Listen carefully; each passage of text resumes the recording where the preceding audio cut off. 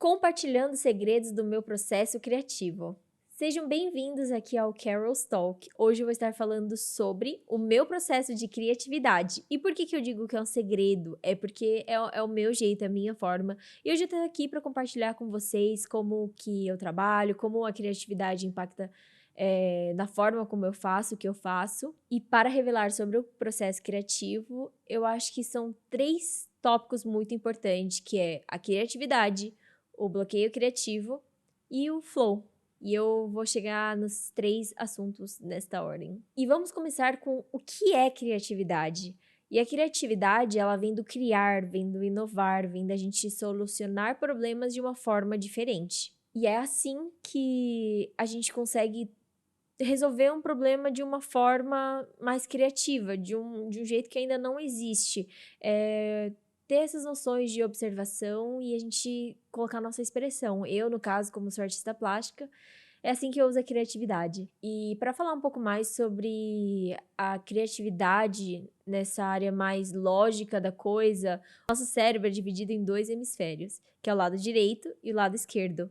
O lado esquerdo ele é mais racional, ele é mais analítico, ele é mais lógico, ele escreve, ele calcula. E o lado direito é o nosso lado criativo, é o nosso lado intuitivo, é o nosso lado da Gestalt, é o lado que a gente observa as cores, as formas. E para falar um pouco da criatividade, é muito importante a gente ter noção do nosso cérebro, da capacidade dele de utilizar essas 2 ferramentas. E eu acho que é tipo um pássaro. Ele tem as 2 asas, que é o lado direito e o lado esquerdo. E pra gente trabalhar, pra gente fazer as nossas coisas, eu acho que os dois precisam estar muito alinhados pra conseguir fazer as atividades direitinho, sabe? Então, nem sempre é tudo no racional. Às vezes a gente precisa soltar um pouco e deixar se levar pra fazer uma atividade ser mais prazerosa. E também não dá pra ser só criativo. A gente no mundo artístico, a gente precisa se organizar, a gente precisa bolar certinho, a gente precisa ter uma lista de afazeres. O lado lógico, racional, que é o lado direito do cérebro, a gente consegue exercitar ele tanto quanto o nosso lado criativo. E para exercitar o lado criativo, existem técnicas muito práticas, por exemplo, existe uma série de exercícios que fazem com que você trabalhe de uma forma diferente, de pensar de uma forma diferente, de superar pequenos desafios. Por exemplo, desenhar com a mão que não é sua mão dominante, ou desenhar não olhando para o papel, ou fazer um desenho de ponta cabeça. Esses são exercícios práticos que tem muitos estudos que falam que ajudam mesmo a desbloquear essa trava, né, esse bloqueio criativo na hora de desenhar no início. Mas tem outras atividades também, que é você estar em contato com a natureza, você observar as coisas do seu cotidiano que você passa, assim, de uma forma diferente.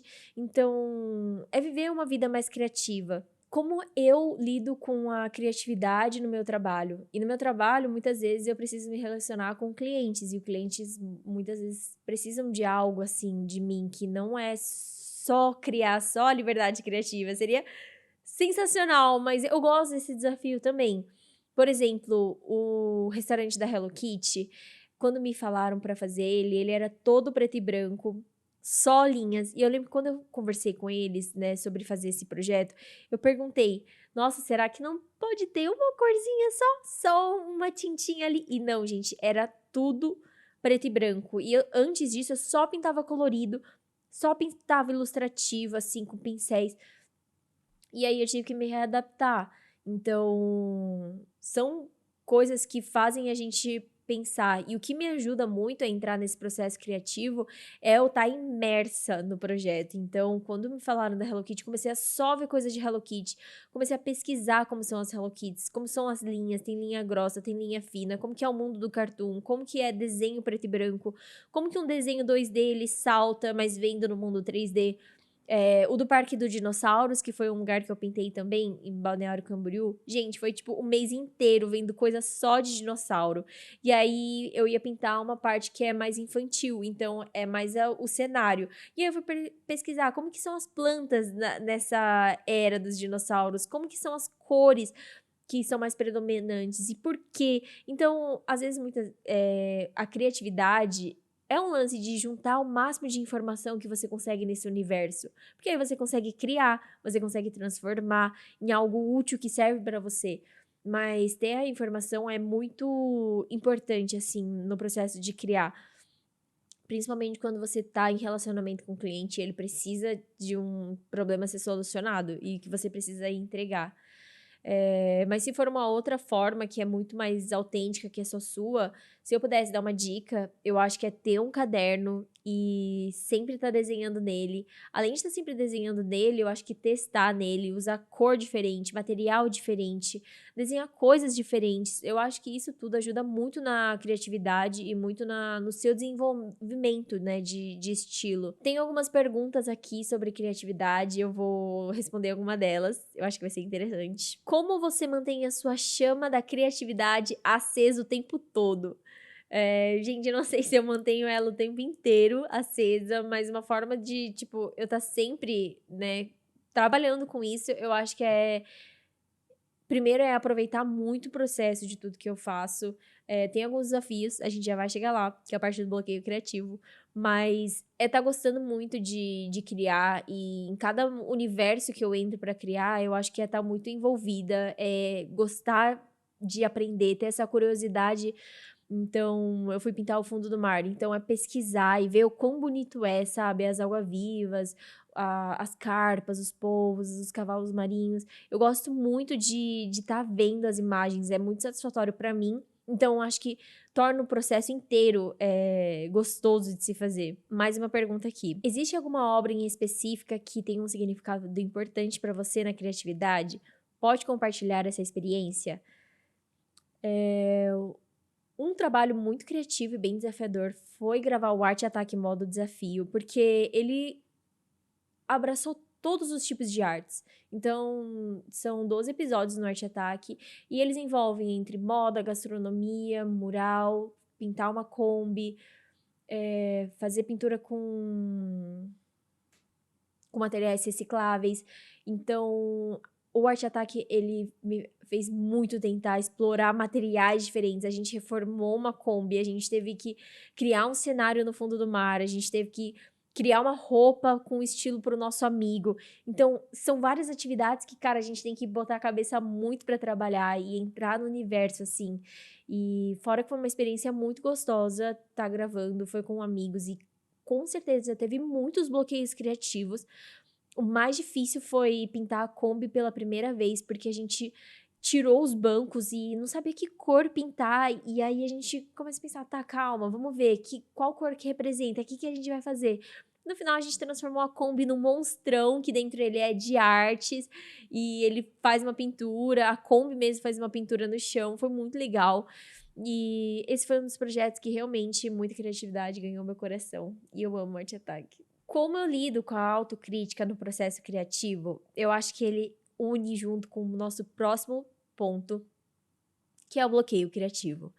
O bloqueio criativo ou bloqueio artístico é quando geralmente a maioria dos artistas ou criadores, designers, gente que trabalha muito com essa área de criação, não consegue desenvolver muito além por X motivos. E no meu caso, pode acontecer por diversos motivos.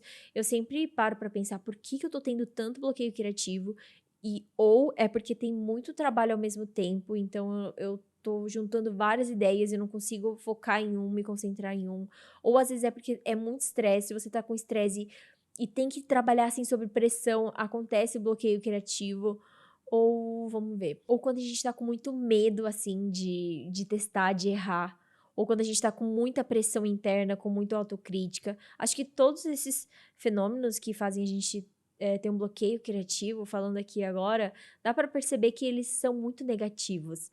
Quando a gente bloqueia, é porque acho que tem alguma coisa, assim, meio que negativa.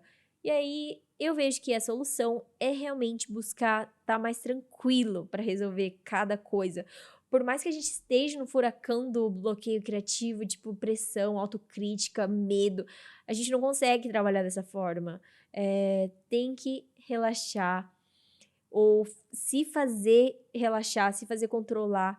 E, por exemplo, eu tô com muito projeto diferente, E aí eu tenho comentado nas redes sociais que, gente, eu tô tendo maior bloqueio criativo, porque um trabalho é sobre a China, um trabalho é sobre fazer coisas rosas, um trabalho é sobre fundo do mar, um trabalho é, tipo, fazer uma ilustração que é muito diferente. E aí minha cabeça fica pensando em todos esses projetos ao mesmo tempo. Rola esse bloqueio criativo, tanto por todos esses motivos, né, que são mais negativos, depressão, medo, autocrítica. E tá, depois de falar, comecei a refletir mais sobre isso e a solução foi ou é a gente pegar e fazer uma coisa de cada vez. Faz uma lista da prioridade dos seus projetos, a datas de entrega e começa a trabalhar um por vez. Tem algumas outras estratégias que eu uso, que é tipo sentar, abrir muitos papéis na mesa e colocar as canetinhas das cores que é a cor do projeto.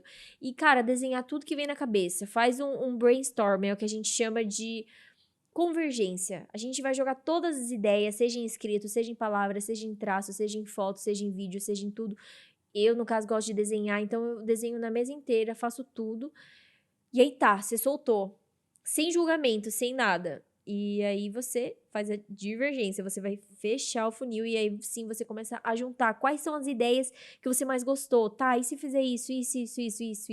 E aí ele vai fluindo, entendeu? Ele vai indo. Então, é legal esse processo de, tipo, você abrir e falar, cara, eu vou testar de tudo. É uma folha em branco aqui que pode dar errado, entendeu? Eu vou jogar todas as ideias aqui pra me soltar. E uma coisa muito legal também, o ambiente que a gente tá também influencia muito sobre como que a gente tá, sobre pressão, se a gente tem uma chance de ter menos bloqueio criativo. Então aqui eu tenho um espacinho onde eu coloco todos os materiais de artes.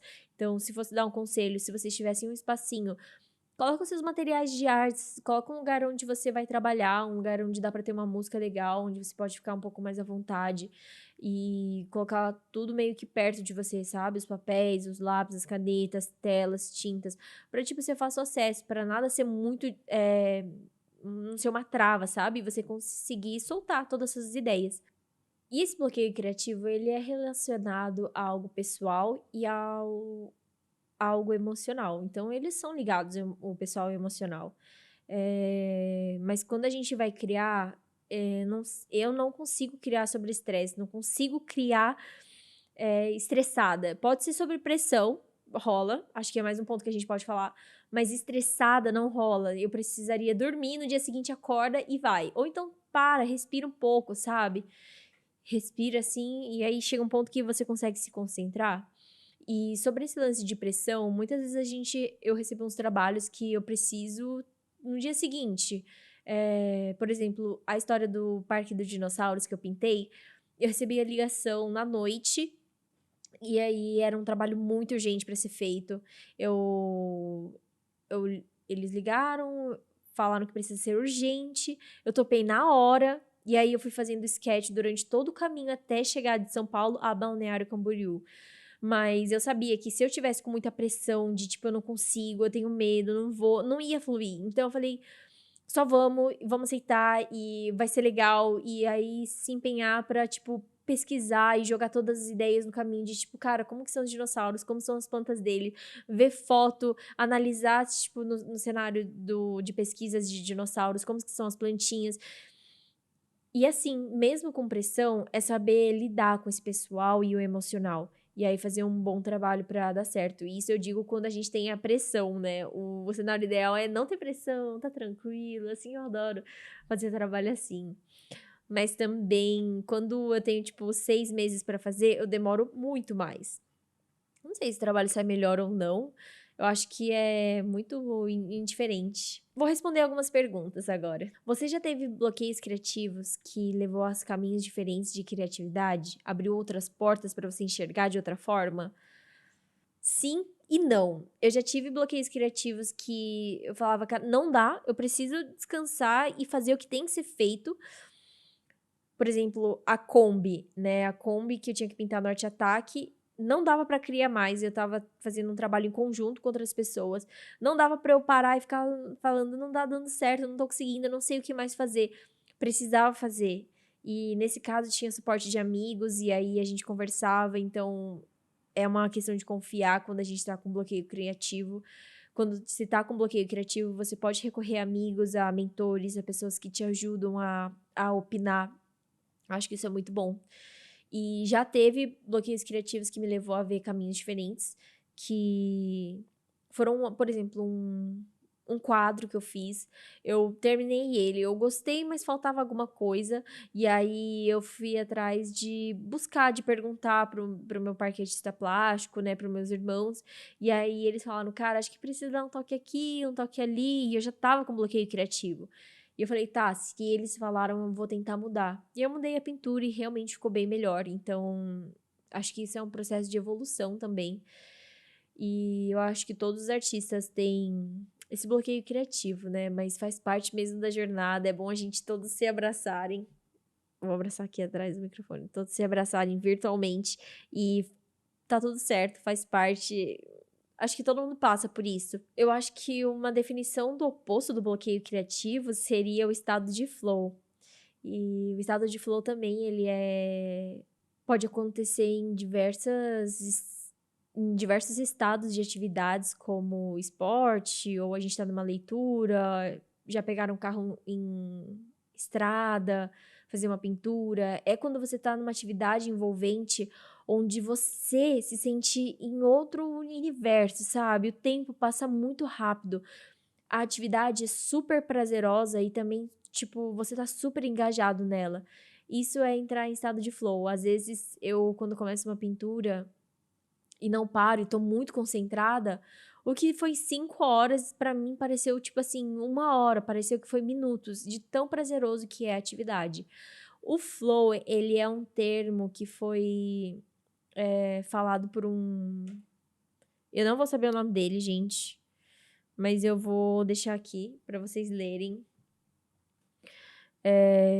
E o flow, ele precisa estar em um estado onde você é um pouco desafiadora a atividade pra você, é um pouco desafiadora pra você e ela é prazerosa.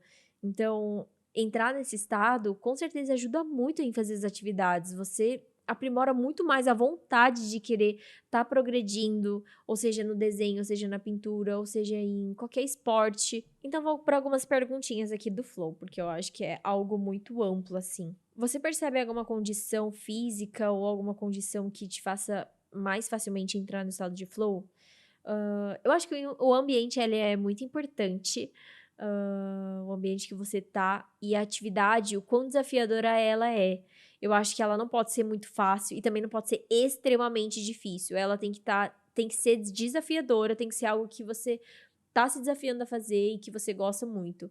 Por exemplo, o maior estado de flow assim que eu passo, né, que eu passei recentemente, eu acho que foi o Art Battle.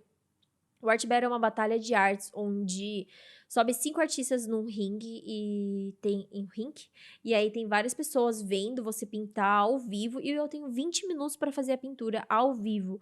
Ou seja, é muito pressão.